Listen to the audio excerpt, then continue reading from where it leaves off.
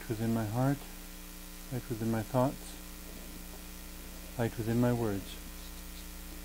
May one and all and everything, blessed and loved ever be. Welcome. I'm Sister Who. Today I just wanted to share a few thoughts on the basic question of meaning. Our world is so filled with symbols, and I imagine most people are completely aware of just how filled with symbols they are. Our world is. Even our languages are symbols. Stop signs, traffic lights, the letters of the alphabet, the sounds that we hear. All these are symbols that stand for particular understandings. And when we see them, we respond in various ways depending on what we understand by what we see or how we interpret them. Obviously, if we see a symbol that's written, our collection of symbols that is a word in a foreign language, unless we know that language, we probably won't give any constructive response. We won't be able to respond effectively. If the sign says, enter through the left door, and is written in a language I don't understand, I may try to enter through the right door and cause problems for somebody, or the door may not open and I may feel like I'm locked out, when in fact they put a sign there that said I was supposed to enter through the left door, but what they didn't know is that I didn't know that language and couldn't possibly understand the symbols written on the sign. The other area of meaning, I guess, and the one I used within the introduction to the show, and I suppose it was a bit challenging and perhaps even controversial for me to use the symbols that I did within the introduction to this show. I've often over the years heard reference to Rorschach's ink blots. Rorschach was basically a psychologist in history who created these cards where he basically splashed some ink onto them, and it was an ink splash. Literally, that's all it was. There was no intention to the shapes on it whatsoever.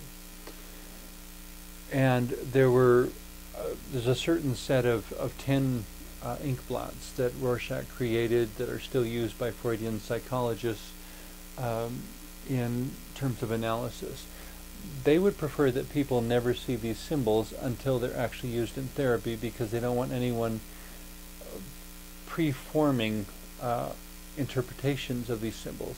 The thing that made Rorschach's ink blots so interesting to psychologists who are interested in interpreting, who believe in the subconscious mind as this realm of symbols and understandings that the conscious mind doesn't always that the conscious mind is not always aware of. If someone sometimes, not always, but sometimes, if someone was having an issue in their life with relationships with their spouse, and they were shown these ink blots, and the psychologist would say, "What do you see?" And all of their responses, as they were shown the 10 different cards, would all somehow point to problems with the spouse. It looks like the floor in my husband's workshop. It looks like the plate of spaghetti my wife served me last night. Whatever. The interesting thing to psychologists was that there was actually a correlation between the answers that were given and the issues that were going on in the person's life. Which is why, in order for the tool to be effective, they said they shouldn't ever see the symbols before. We simply want their first instinctive response. We don't want them to think about it, we just want them to react. The idea being that by so doing, they would get a more honestly subconscious communication.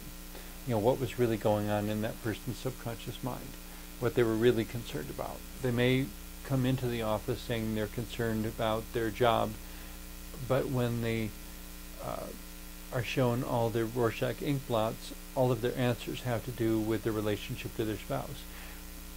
The psychologist then might interpret from that that what really needs to be addressed is the relationship with the spouse, not the career pursuit.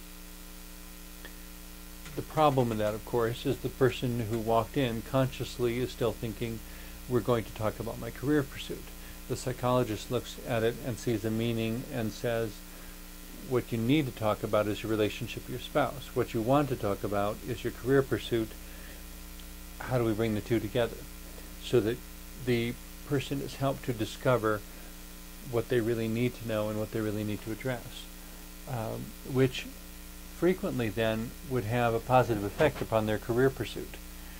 That while they wanted to address something directly, the use of Rorschach's ink blots would suggest that there are indirect approaches that may be more effective.